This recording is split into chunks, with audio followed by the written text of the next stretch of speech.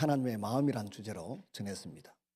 두 번째 시간에는 이제 출애굽기와 민수기 10장 10절까지 10절까지 해서 열방을 향한 열국을 향한 하나님의 꿈이라고 하는 제목으로 말씀을 전했습니다. 그리고 세 번째는 신앙 개성이라는 주제로 말씀을 전했습니다.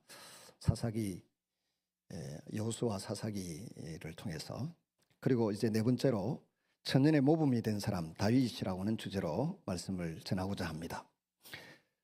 사사시대의 무질서와 혼란이 이제 끝이 나고 마지막 사사였던 엘리 제사장이 등장합니다.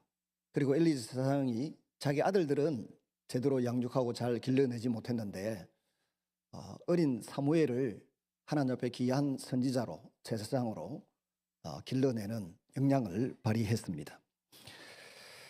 엘리 제사장이 비록 자기 자녀 신앙 교육에는 실패해서 홈리와 비나하스가 성전의 재물을 도둑질도 하고 또 전쟁의 승리를 위해서 마치 미신에 사로잡힌 사람처럼 법궤를 들고 블레셋 족속과의 전쟁에 나갔다가 법궤를 빼앗기고 또 하나님께 저주를 받습니다.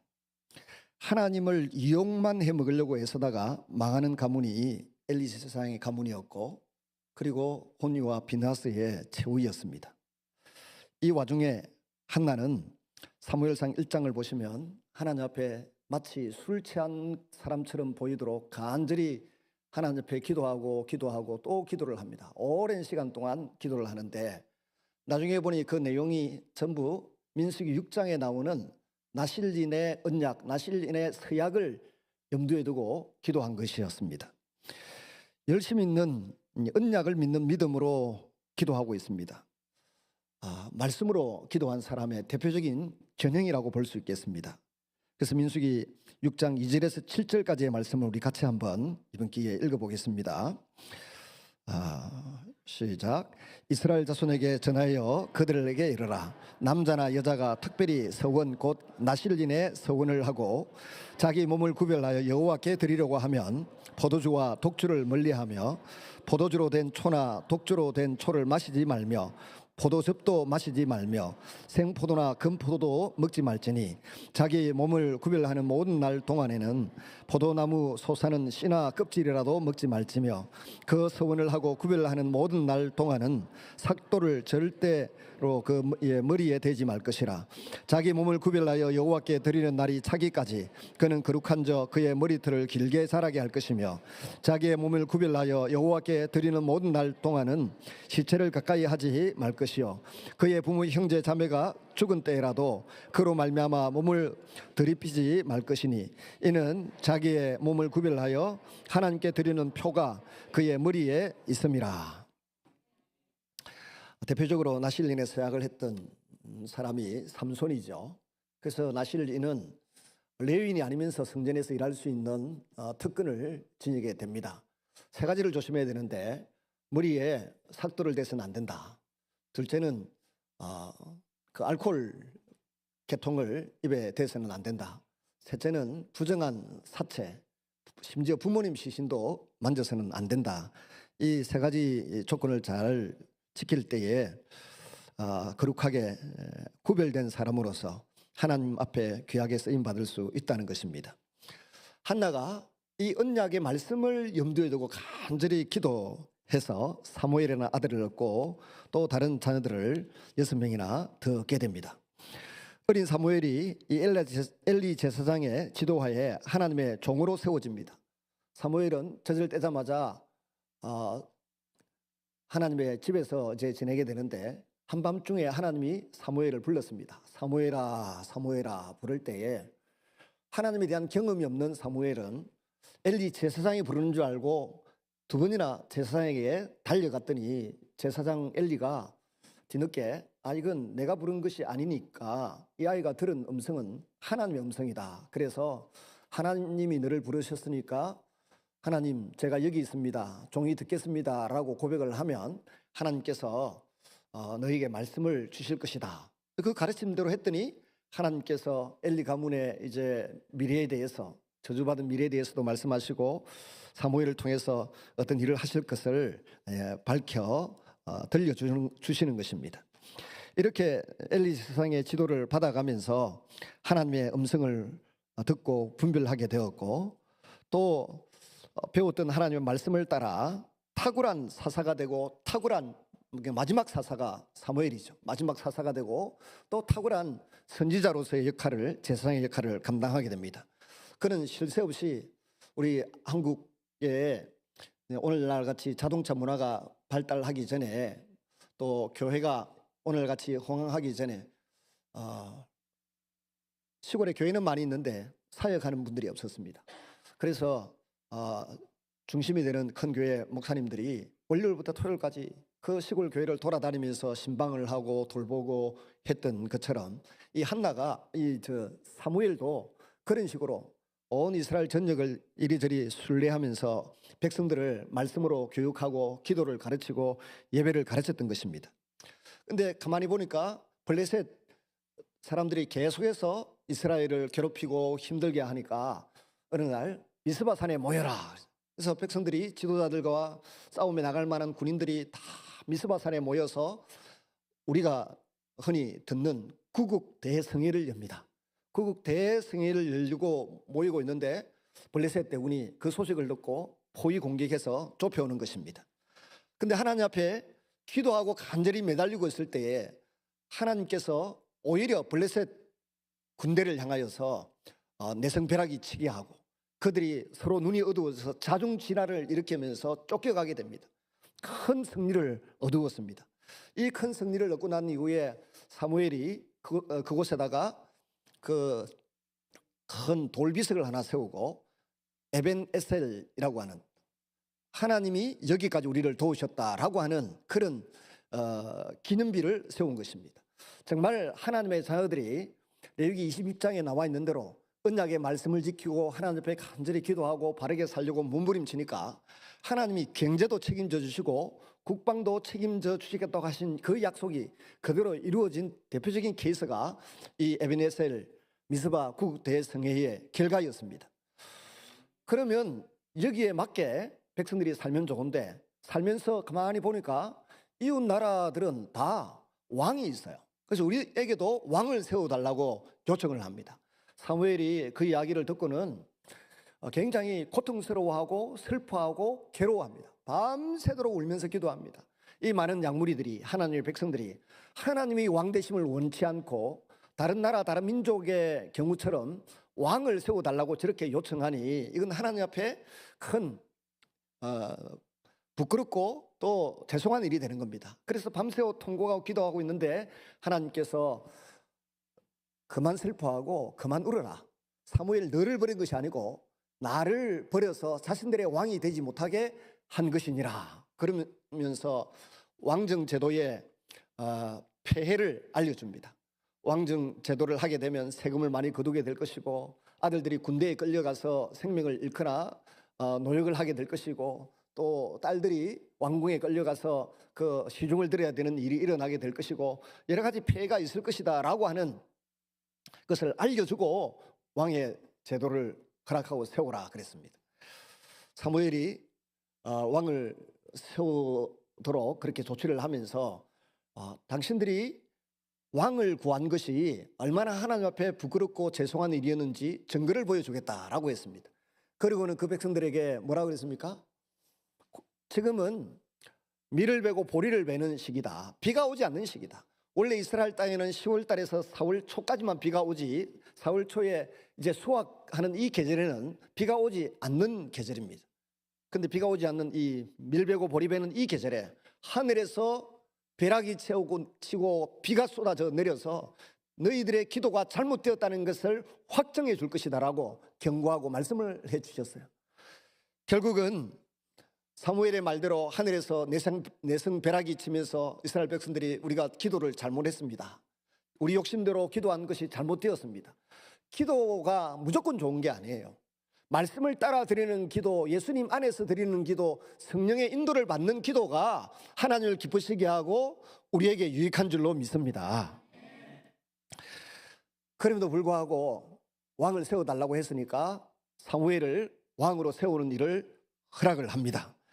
그래서 이스라엘 백성들 가운데 제비뽑기를 하는데 베냐민 지파가 선택되고, 베냐민 지파 다음으로 또 베냐민 지파 안에서 뽑다 보니까 기스의 아들 사울이 임금으로 이렇게 발탁이 됩니다. 그때 사울이 뭐라 그럽니까? 가장 작은 지파 중에서, 가장 미약한 가문에서 내 같은 사람이 어떻게 왕이 될 수 있겠습니까? 이렇게 말했습니다. 가장 작은 지파가 된 이유가 뭡니까? 사사기 19장 언저리에서 보면 그 제사장의 첩을 둘째 부인을 윤관해서 죽인 그 일로 인해서 이스라엘 모든 지파가 11지파가 힘을 합쳐서 베냐민 지파와 전쟁을 해서 남녀노소 다 죽고 600명만 남았지 않습니까? 그러니까 가장 작은 지파가 될 수밖에 없었죠. 막내라서 작은 지파가 아니라 11개 지파와 전쟁을 해서 다 깡그리 죽고 이제 600명밖에 안 남자만 600만, 여자도 다 죽여버렸으니까 결혼할 상대도 없도록 죽여버렸다. 그러니까 가장 작은 지파 중에서 나같이 힘없는 사람을 그 600명 남은 자 중에서도 우리 집은 미약하고 작은데 어떻게 우리 집에서 왕이 나올 수 있겠습니까? 뭐 이런 자기 실체를 파악하고 있는 대로 이실직고를 한 거죠. 그래도 하나님께서는 어떤 사람을 왕으로 세우거나 어떤 사람을 교회 직분자라고 세웠을 때 하나님이 영으로 감동되게 하셔서 기름 부으셔서 감당할 능력도 주시는 줄로 믿습니다. 성령이 사무엘과 함께 있다가 돌이킬 때에 그에게 새 마음을 주셨고 하나님의 영이 그에게 임했다라고 성경은 말하고 있습니다. 사무엘상 19장에 보면 그런 일들이 일어나게 됩니다. 그래서 사울이 이제 왕이 되어서 이스라엘을 통치하다가 처음에는 겸손하고 정직하게 잘 했는데 어느 날 또 전쟁을 하는 중에 블레셋 군사는 해변에 모래같이 많고 자기 주변에는 병사가 600명 정도밖에 없으니 너무 위급한 생각이 들어서 사무엘 제사장이 올 때까지 기다려야 되는데 기다리지 않고 자신이 울건 행위를 해서 제사를 지냈습니다. 하나님을 신뢰하고 의지하는 것이 아니라 이 제사를 백성들로부터 자기 평판을 유지하고 인기를 유지하는 수단으로 썼어요.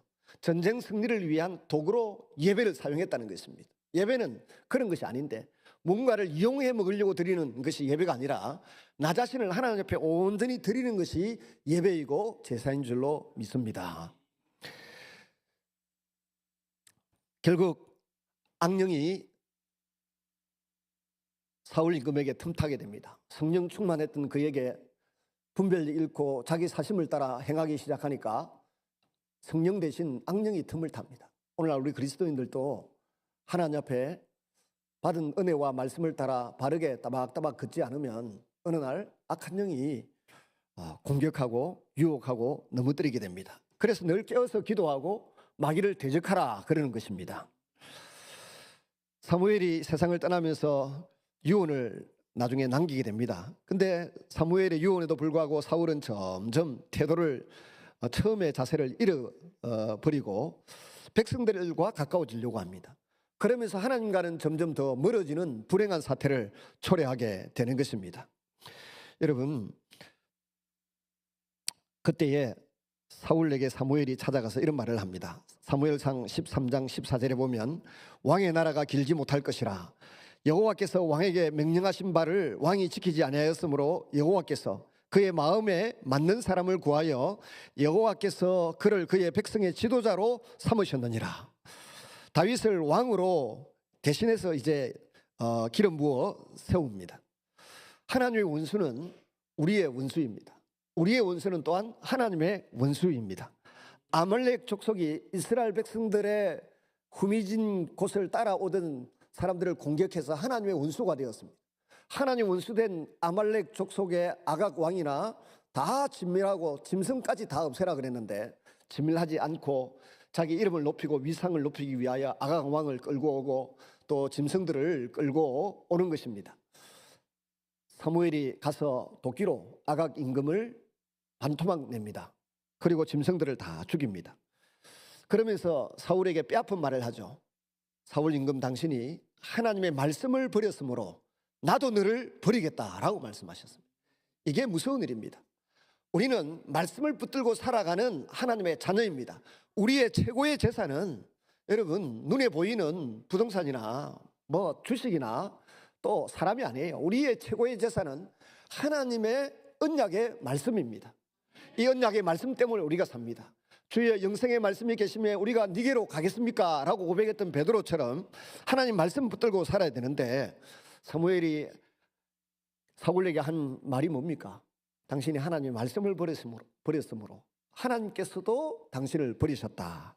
그리고 새로운 왕을 세운다고 하면서 다윗을 왕으로 세우게 된 것입니다. 이런 선포가 나오고 난 이후에도 사울 임금이 20년 동안 더 왕위에 있습니다. 우리 생각 같아서는 우리는 좀 성급하기 때문에 죄 짓는 그 순간 왕관 벗기고 잘라버렸으면 좋겠는데, 하나님이 20년 동안 유예 기간을 둡니다. 우리도 돌아보면 젊은 시절에 이런저런 허물이 있고 죄를 지었는데도 불구하고 하나님이 금방 팔을 부러뜨리거나 다리를 부러뜨리거나 이런 안 하시더라고. 근데 세월이 20년 30년쯤 지나고 나서 보니까 앞불사 할 만큼 고통스러운, 그 당시에 팔다리 부러지는 것보다 더 고통스럽고 괴로운, 나 자신의 존재가 부정될 만한 괴로움과 아픔을 겪는 수가 발생을 합니다. 그러므로 죄를 두려워하고 무서워해야 합니다. 하나님 말씀과는 반대되는 길로 가는 것을 두려워하고 무서워할 줄 아는 사람이 되어야 합니다.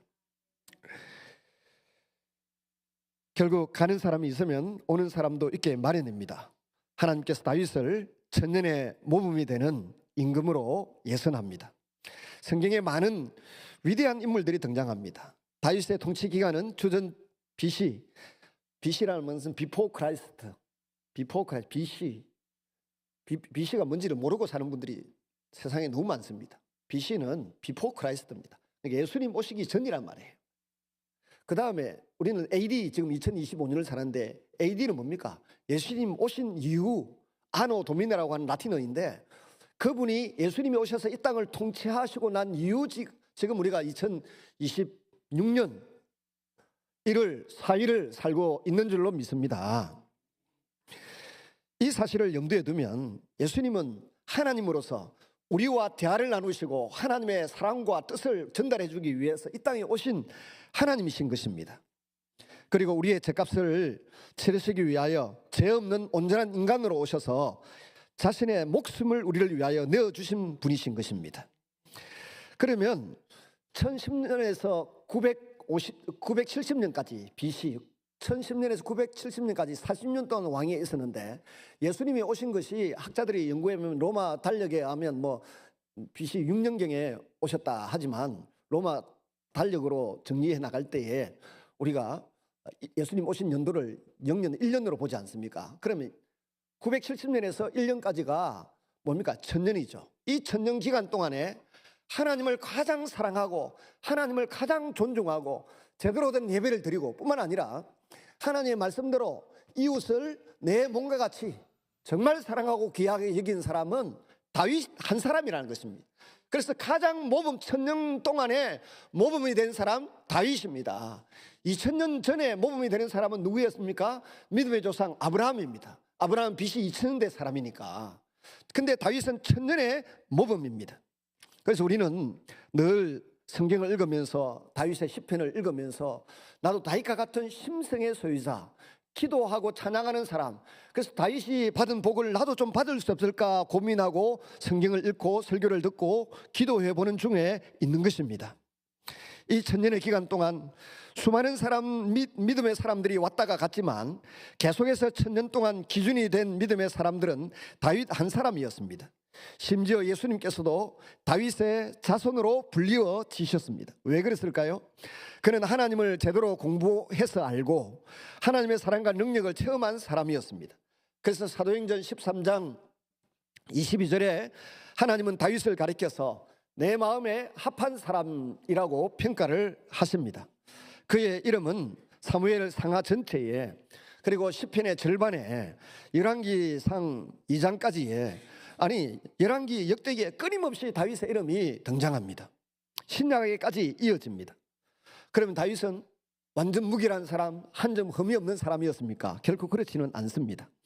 그도 넘어졌고 실패했고 죄를 지었습니다. 그럼에도 불구하고 그는 1000년에 가장 모범된 사람이었습니다. 오늘 우리는 사무엘 상하를 통해서 하나님 보시기에 본이 되는 인생의 기준이 뭔지를 다윗을 통해서 살펴보고자 합니다. 다윗은 어떤 면에서 모범이 되었는가 하면 모든 기준을 하나님으로 삼았습니다. 하나님의 평가가 다윗이 세상을 살아가는 기준이 되었다는 것입니다. 우리는 내 배우자가 나를 어떻게 생각할 것인가, 내 친구들이 나를 어떻게 생각할 것인가, 내 자녀들이나 내 이웃들이나 후배들이 나를 어떻게 생각할 것인가 고민합니다. 우리가 사람을 평가하는 기준이 뭡니까? 요즘 보니까 유튜브에 소설이 많이 나오던데 AI로 쓰는지 하여튼 소설이만 보니까 전부 다 평가 기준이 시댁에 인정받는 것이더군요. 그 시댁에서 인정을 받지 못하고 쫓겨난 사람들이 물려받은 유산이 있고 숨겨둔 수입이 있어가지고 대역전극을 벌리는 것을 전부 스토리로 한 90%는 그렇게 전개가 되고 있더군요. 당나라 시대에 당태종이 가그 제도를 시행하면서 인재를 등용했다고 합니다. 그때 보면 가그 제도에서 인재를 등용하는 기준이 4가지인데 신은서판이라고 하는 것입니다. 당나라의 서책 성거지라고 하는 책이 있습니다. 제가 새 책을 읽어볼 일은 없습니다. 어제 인터넷으로 확인을 해보니까 이 신은서판에 대해서 누가 잘 풀이를 해놓았습니다. 첫째, 몸이나 풍채가 늠름해야 하고, 둘째는 말인데 말이 조리가 있고 설득력이 있어야 하고 정직해야 하고, 셋째, 글씨인데 글씨는 아름다움을 더해야 하고, 넷째는 판단인데 사리를 분별하는 능력이 뛰어나야 한다. 신은서판. 이 4가지를 가지고 사람을 평가했다는 것입니다. 오늘날도 대기업에서나 어떤 관공서에서 사람을 채용할 때, 면접을 볼 때 이런 것을 본다는 것입니다. 사람은 이런 기준으로 외모를 보지만 하나님은 그 마음의 중심을 보시는 줄로 믿습니다. 사무엘상 16장 7절에 사람은 외모를 보거니와 여호와는 중심을 보느니라. 사무엘이 베들레헴의 이새의 집에 가서 이새의 아들들을 불러가지고 첫아들 둘째 아들 보니까 왕감이었어요. 그래서 왕감이다 했더니 하나님이 사무엘에게 말씀하십니다. 사람은 그런 용모를 보고 키를 보지만 하나님은 마음의 중심을 보느니라 해서 마지막 아들 목동 다윗을 불러다가 저가 내 마음에 합한 사람이라고 평가하시고 기름을 부을 때 그에게 하나님의 신이 성령이 충만하게 그때부터 임했다는 것입니다. 그 직분을 받는다고 하는 것은 하나님의 영이 나에게 임하고 내가 하나님 앞에 사명 감당할 수 있는 능력을 부여받게 되는 중요한 절차라고 하는 것을 염두에 두셨으면 좋겠습니다. 하나님께서 다윗에게 큰 복을 주셨습니다. 그는 막내였고 목동이었고 지금까지 전쟁에 나간 경험도 없습니다. 그런데 왜 다윗을 그렇게 높게 평가했을까요? 제가 여러 사람들이 물어봤어요. 그랬더니 얼마 전에도 우리 교회 다녀가셨던 조병호 박사님이 아버지가 맡긴 걸 본인도 너무 충실하게 잘 감당했기 때문에 육신의 아버지의 재산을 잘 관리하는 이 다윗에게 하나님 아버지의 재산을 잘 관리하도록 맡겼다 이렇게 평가하시더라고요. 저는 호기심이 많아가지고 열심히 또 찾아보니까 어떤 분이 이런 이야기를 했어요. 시편 141편 1절부터 5절까지를 읽어보면 거기에 답이 나온다 그러는 겁니다. 오늘 안 읽었으니까 같이 한번 읽어보겠습니다. 시편 141편 1절에서 5절까지입니다. 다윗이 그렇게 복된 사람으로 천년의 모범이 된 사람으로 평가받았던 이유, 시편 141편 같이 읽습니다. 시작. 여호와여 내가 주를 불러싸우니 속히 내게 오시옵소서. 내가 주께 부르짖을 때 내 음성에 귀를 기울이소서. 나의 기도가 주의 앞에 분향음같이 되며 나의 손 드는 것이 저녁 제사같이 되게 하소서. 여호와여 내 입에 파수꾼을 세우시고 내 입술에 문을 지키소서. 내 마음이 악한 일에 기울어 제약을 행하는 자들과 함께 악을 행하지 말게 하시며 그들의 진수성찬을 먹지 말게 하소서. 의인이 나를 칠지라도 은혜로 여기며 책망할지라도 머리에 기름같이 여겨서 내 머리가 이를 거절하지 아니할지라. 그들의 재난 중에도 내가 항상 기도하리로다. 보세요. 기도가 제때제때 응답받게 해달라는 기도합니다. 두 번째는 입술에 파수꾼을 세워달라고. 정말 우리가 입술로 다른 사람을 행복하게 하고 즐겁게 하고 기쁘게 하는 일도 많지만 그건 적지만 상처 주는 일들이 너무 많습니다. 특별히 왕같이 건세를 가진 사람이 한마디 하면 얼마나 영향을 미치겠습니까? 오늘도 보니까 뭐 뉴스에 제가 알기로는 근군 이래 처음인 것 같은데 국방비를 1조 8천억을 지출을 안 해가지고 난리가 벌어졌어요. 대한민국 건국 이래 이런 일은 없었다고 생각됩니다. 1조 8천억 국방비를 안 줘가지고 재경부에서는 1월 10일까지 뭐니까 그때까지 준다 이라고 했는데 무슨 일이 벌어지고 있는 겁니까? 권력자의 한마디는 너무너무 무서운 것입니다. 힘 있는 사람의 한마디는 더 무서운 것입니다. 그래서 내가 힘이 있다 싶으면 더 조심해야 되고 신중해야 되는 것이죠. 다윗이 자신이 권력자입니다. 말 한마디에 딱 사람의 목숨이 날아가고 입 한마디에 집안이 망가지는 일이 일어나지 않습니까? 그래서 내 입술에 파수꾼을 세워달라고 간절히 기도한 다윗이 얼마나 멋이 있습니까? 뿐만 아니라 그 다음에 4절 5절을 보시면 내 마음이 악한 일에 기울어 제약을 행하는 자들과 함께 악을 행하지 말게 하시며, 이 길로 가자고 유혹하는 사람들이 많습니다. 약간 애매모호한데 양심의 끄리낌이 되고 가책이 될 만한 일에 같이 가자고 유혹하는 사람들이 있습니다. 이 사람들과 악을 행하지 말게 해. 진수성찬 먹지 말게 하십시오. 두 번째는 의인이 나를 책망하고 칠지라도 은혜로 여기고 책망할지라도 머리에 기름같이 여겨서 거절하지 않도록 하게 해달라 기도하고 있는 것이죠. 의인이 다윗에게는 선견자 갓이나 나단이나 사무엘 아니겠습니까? 또 자기 부인들 중에 누가 될 수도 있지 않겠습니까? 책망하고 때리고 친다는 겁니다. 근데 그것을 나를 바로 세워나가는 은혜로 여기고 머리에 기름같이, 기름을 부었다는 것은 직분을 회복시킨다는 말인데 직분을 회복시켜주는 그런 일로 받아들여서, 직분을 잃지 않도록 지켜주는 일로 받아들여서 거절하지 않겠다. 이 놀라운 신앙 고백 아닙니까? 저도 저를 책망하는 사람 1번이 제 아내이고 2번이 박 목사님 정도 되는가, 장로님들은 거의 안 하시고 3번이 우리 딸내미들인 것 같고, 성도님들은 제가 좀 무서운지 한마디도 안 합니다. 근데 이게 뭡니까? 제 아내나 제게 책망하거나 말을 하는 사람은 목사직을 지킬 수 있도록, 잘 감당할 수 있도록 한마디 한마디 해주는 것에 불과해요. 그거 성질내고 듣기 싫을 때가 있다니까요. 근데도 다윗은 그런 일이 있을 때 머리에 기름을 부어서 내 직분을 지켜주는 것처럼 여기고 거절하지 않고 잘 받아들였다는 것입니다. 남의 충은 조언을 귀담아 들었다는 이야기입니다. 여러분, 그런 귀가, 마음이 열리시기를 주의 이름으로 축원합니다. 그 다음에는 그들의 재난 중에도 내가 항상 기도하리로다. 나를 책망한 사람들이 어려움을 당하고 재난을 당할 때 내한테 그래서 했더니 고소하다 이게 아니고 그 사람들을 위하여 축복하고 그 사람들을 위하여 기도하겠다.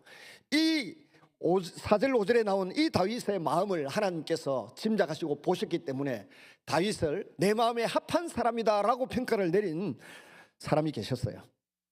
여러분, 우리도 이런 마음가짐을 가질 수 있기를 바랍니다. 하나님의 기준에 야간 합격 점수를 얻고 싶은 사람이 다윗이었어요. 그리고 두 번째는 다윗의 모든 행위 가운데 드러나는 것이 하나님의 이름, 하나님의 영광이에요. 근데 그걸 조금 더 세분히 설명하면 출애굽기 19장 5절 6절에서 하나님께서 이스라엘 백성들을 시내산에 불러놓고 뭐라고 말씀하셨습니까? 애굽에서 탈출해 나온 지 3개월째 되던 해의 시간에 시내산 기슭에 모아놓고 모세를 통하여 말씀을 주셨습니다. 독수리 날개로 너희를 업어서 이곳까지 인도해 내었으니 내가 전해주는 언약을 듣고 믿고 지켜 행하면 너희는 나의 보배로운 소유가 될 것이고, 둘째는 열방을 향하여 제사장 나라가 될 것이고, 세 번째는 거룩한 시민이 될 것이다. 나의 거룩한 시민이 될 것이라고 약속을 하셨어요.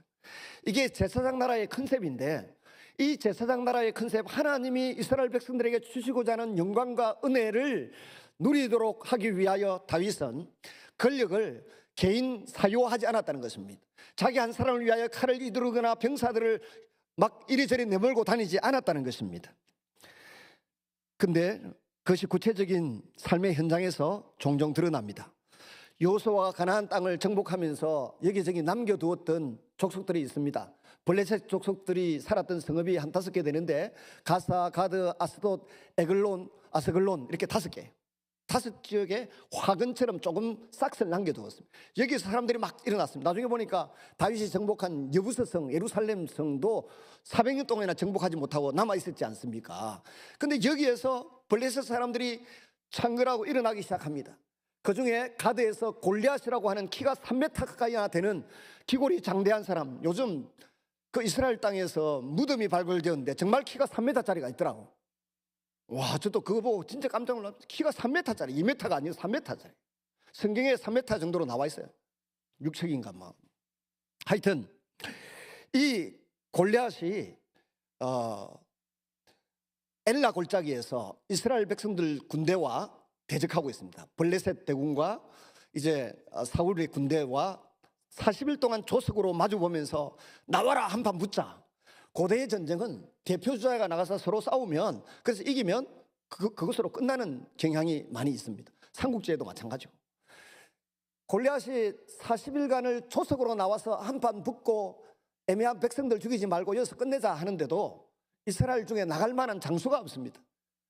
마침 아버지 이새가 2 아들을 그 전쟁터에 보내놓고 걱정이 됩니다. 막내 다윗을 불러가지고 어이 다윗, 너 형들이 먹을 음식 좀 하고 형들을 지휘하고 이끌고 있는 부대의 대장들에게도 좀 예의상 뭐 좀 갖다 주고 한번 가봐라 잘 있는지.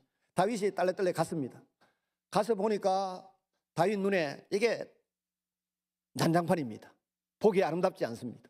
골리앗이 기골이 장대해서 나왔는데 그 입에서 나오는 말이 참남하고 하나님의 이름을 땅바닥에 떨이고 이스라엘 백성들을 모욕하는데 저 할례받지 못한 자가 할례받은 하나님의 자녀들 택한 백성들을 저렇게 모욕하는데 왜 가만히 있냐? 나 같으면 나가서 한판 붙는다.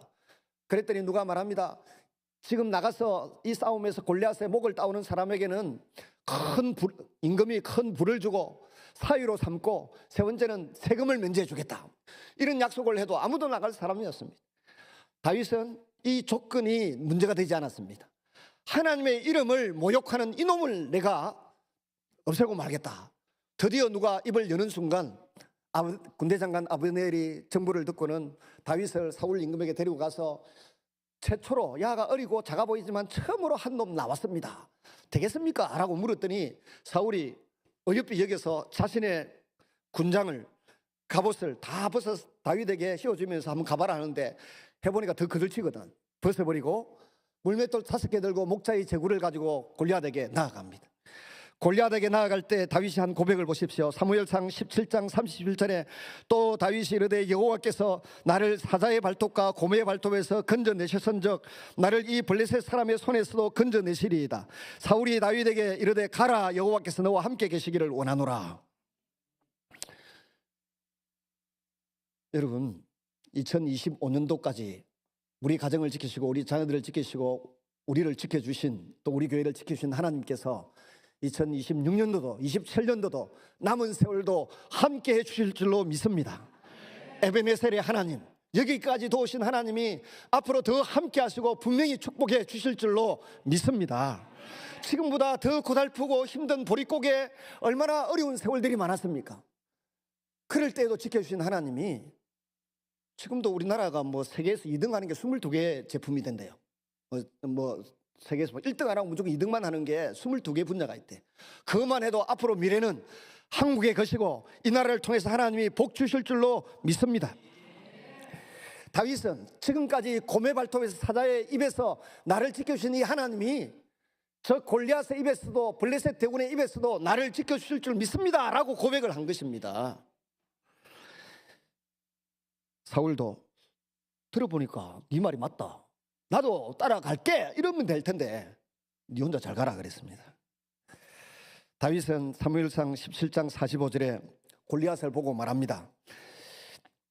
너는 칼과 창으로 내게 오거니와 나는 만군의 여호와의 이름으로 내게 가노라.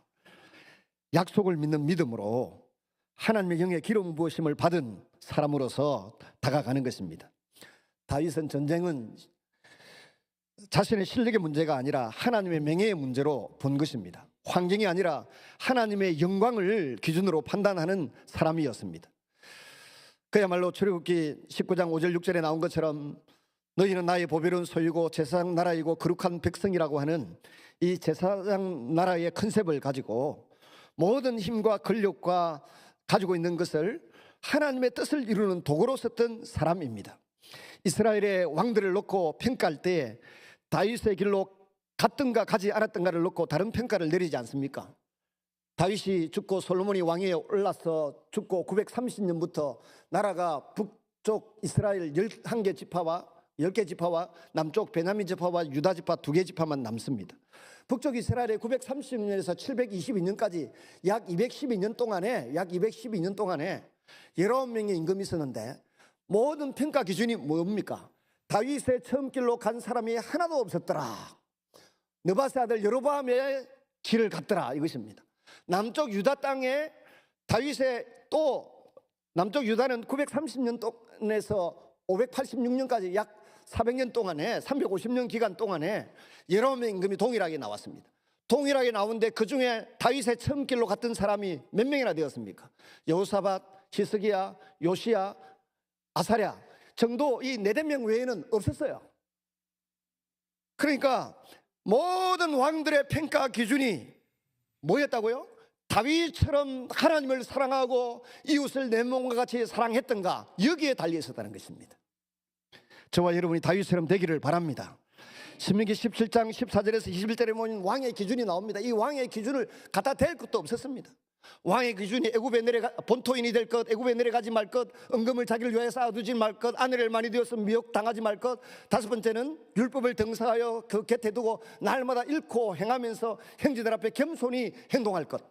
이 기준을 들이댈 왕이 한 명도 없었어요. 다윗도 못 미쳤습니다. 그럼에도 불구하고 다윗이 하나님 사랑, 이웃 사랑을 실천하니까 다윗을 천년의 모범으로 삼으신 줄로 믿습니다. 두 번째로 다윗이 보여주었던 모범된 모습은 기다릴 줄 알았습니다. 왕으로 기름 부음을 받았습니다.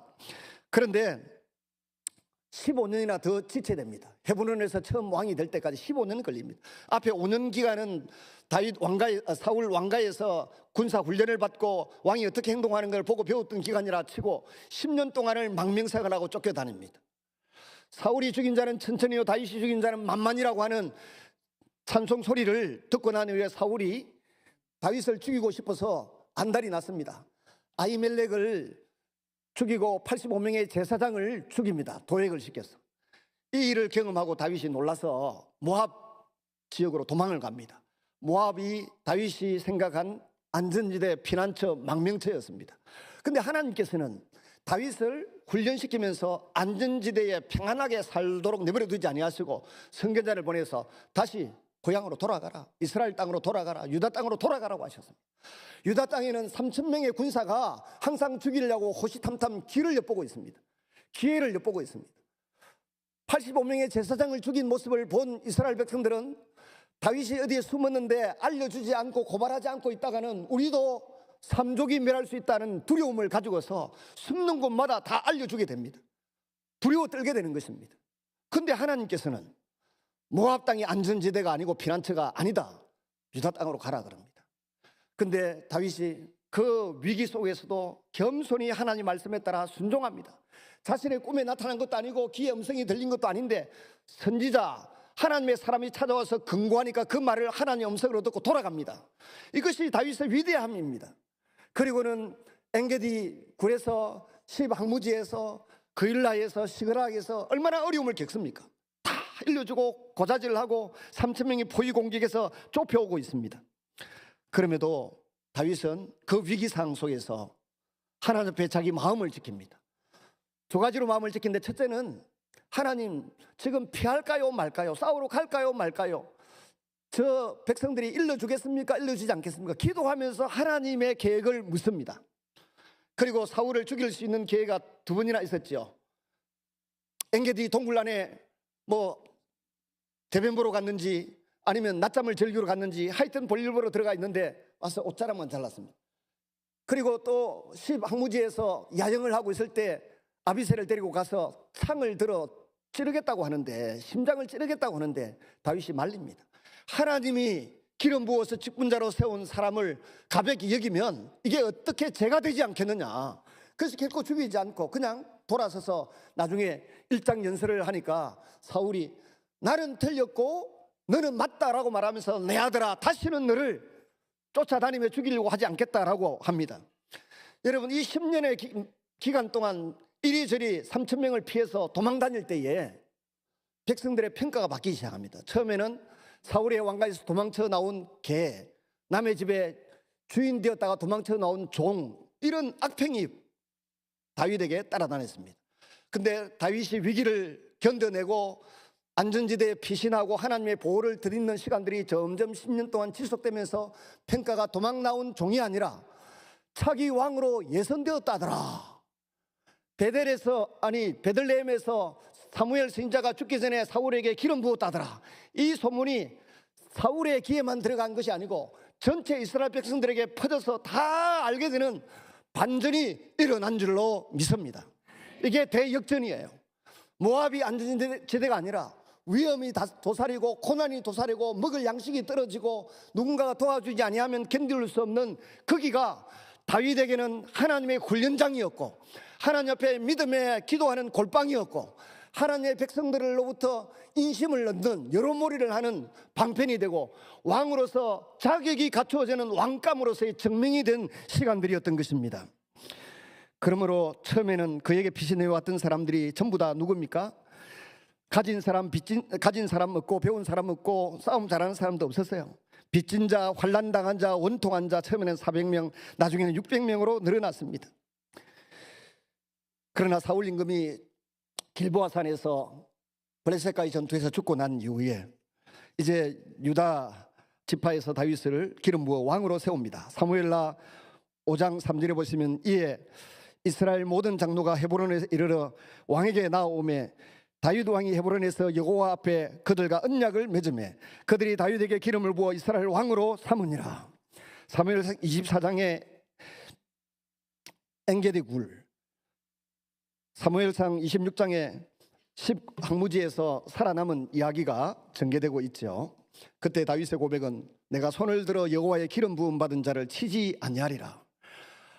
이 마음을 하나님이 귀하게 여기신 것입니다. 뿐만 아니라 하나님은 아말렉 족속을 향하여 내 백성을 비록 인간적인 눈으로 볼 때는 병들고 늙고 가진 것 없고 뒤에 처진 사람들이지만 이 사람들을 손대는 아말렉 족속은 나의 원수다.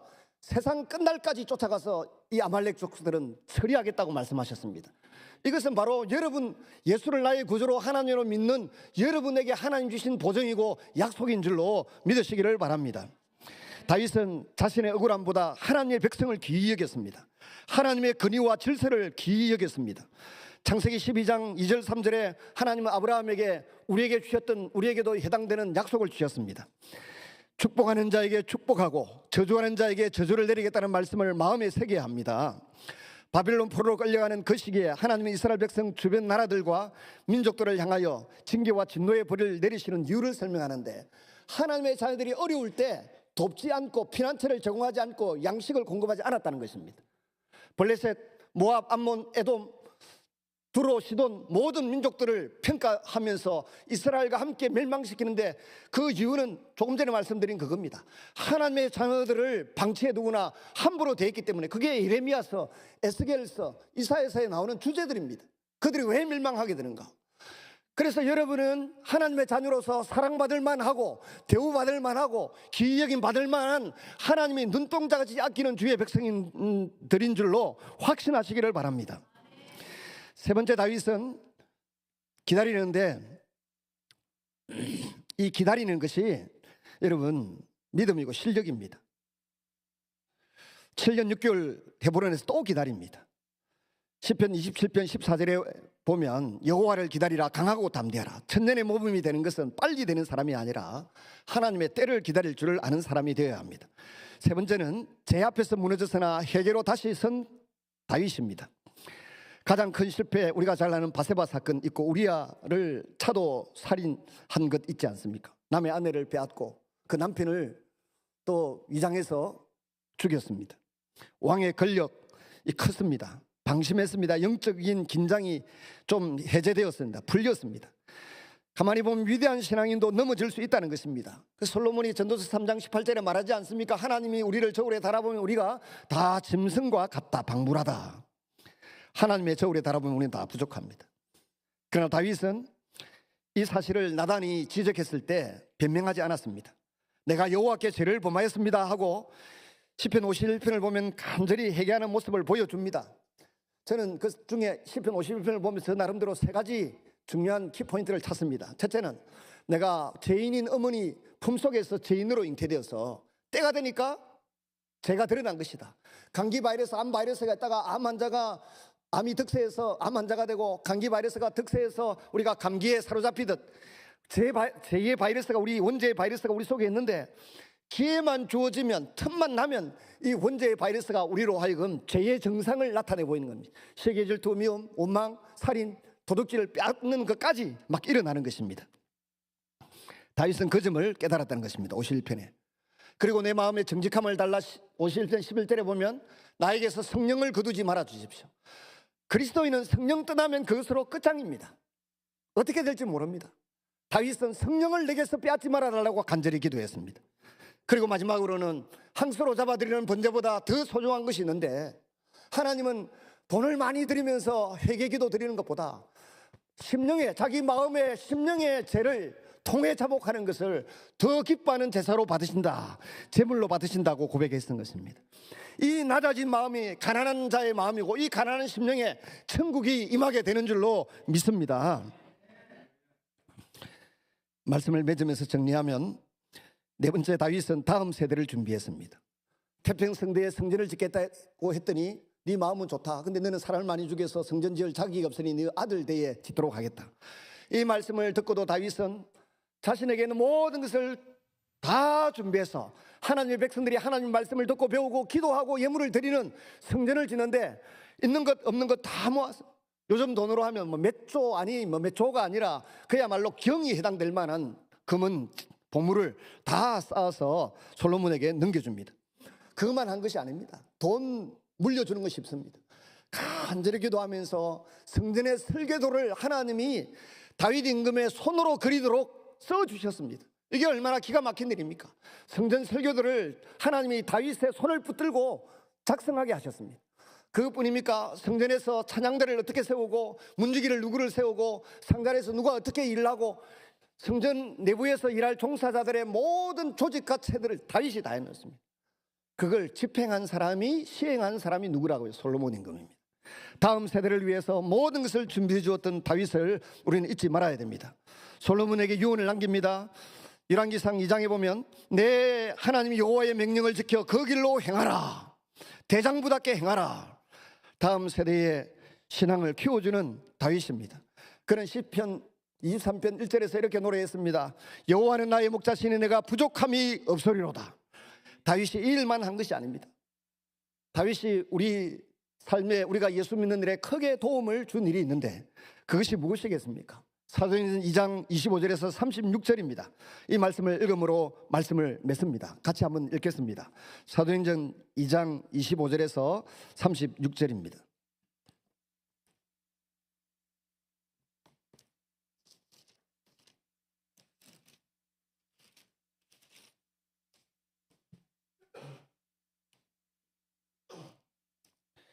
같이 읽습니다.